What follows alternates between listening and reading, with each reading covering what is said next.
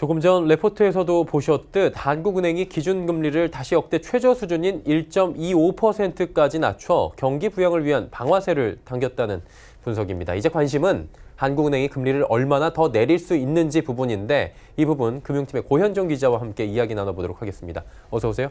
안녕하세요. 일단 이번 결정부터 살펴봐야 될 텐데 시장에서는 많이 예견됐던 부분이라면서요. 네, 그렇습니다. 그렇다 보니까 오늘 금리 인하 결정 자체보다는 향후 추가 금리 인하가 가능할지에 좀 더 집중이 됐습니다. 이제 오늘 금통위가 열리기 전부터 경기 하락 기조는 여전히 계속이 되어 있었고, 그리고 저물가 상황을 감안했을 때 이제 한국은행이 금리 인하 페달을 계속 밟을 것이라는 전망이 나왔기 때문입니다. 네, 그러다 보니까 내년도 금리 인하 전망들까지 자연스럽게 나오는데 만약에 한 번 더 내리면 1%입니다. 한 번도 가보지 않은 길을 우리는 가게 된다라는 표현들이 많은데 그렇게 된다면 우리 경제는 어떤 영향이 오게 되는 겁니까? 네, 가장 쉽게는 이제 저금리가 장기화되면 부동산이나 위험 자산으로 자금이 유입되게 됩니다. 이제 가장 쉬운 시나리오는 부동산 시장 과열인데요. 실제로 현재 주택 가격 전망 심리는 8년여 만에 처음으로 6개월 연속 상승세를 보이고 있습니다. 이는 9.13 대책이 나온 직후인 10월 이후 가장 높은 수준인데요. 또 이외에도 전문가들은 이제 고수익을 노리는 위험 투자자가 더 많아질 수 있다고 경고를 했습니다. 최근 무리를 빚고 있는 파생 결합증권 DLS 사태도 현재 이 저금리 기조와 무관하지 않다는 지적입니다. 이야기 들어보시죠. 우리가 상대적으로 기대되는 효과보다 이럴 때는 부작용이 더 많이 나타날 수 있는 여건이 조성된 게 아닌가 싶어요. 지금은 통화 정책으로 문제를 해결하기는 어렵다라는 게 일반적인 시각입니다. 이 글로벌 경제 전체에 대해서요. 재정 정책이 훨씬 더 상대적 효과가 더 크다라는 거가 일종의 컨센서스라고 볼 수 있죠. 결국에 경기 부양을 유도할 수 있고 기대할 수 있지만 그에 따른 부작용도 충분할 수 있다라는 분석인 건데요. 그렇다면 금통 이후에 금리 향방에 대한 힌트는 없었습니까?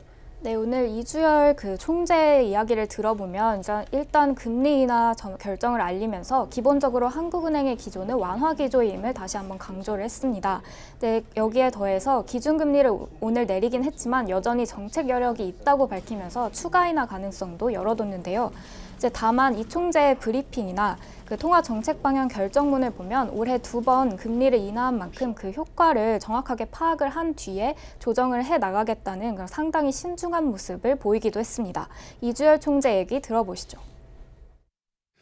실물 경제에 미치는 그 효과는 상당히 좀 시차가 있지만은 우선 1차적으로 금리가 인하되면 그 여러 가지 경로를 통해서 파급이 될 텐데 그런 전달 경로가 우선 작동하는지 보는 것도 그 인하의 효과를 또 살펴보는 것 중에 다 포함된다 이렇게 제가 말씀을 드립니다.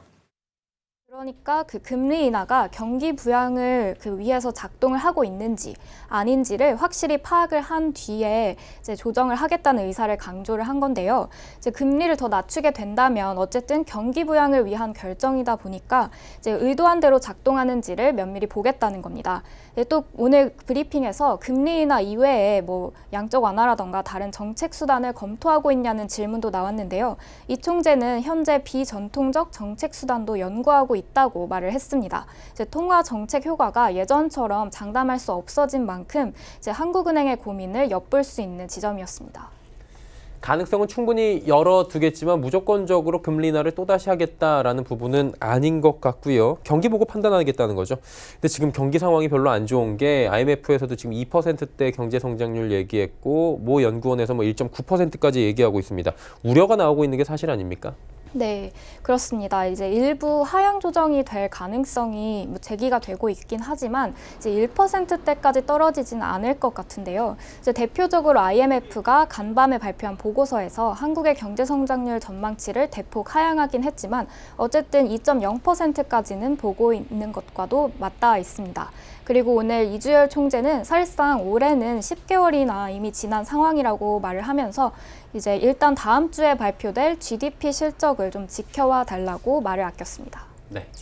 결국 기업의 투자를 유도할 수 있는 새로운 요인을 이 정부가 만드는 수밖에 없어 보이는 게 사실인데요. 대내외 경제 모두 여전히 어렵습니다. 한치 앞을 내다볼 수 없는 그런 상황으로 정리가 될 것 같습니다. 고현정 기자였습니다. 고맙습니다. 감사합니다.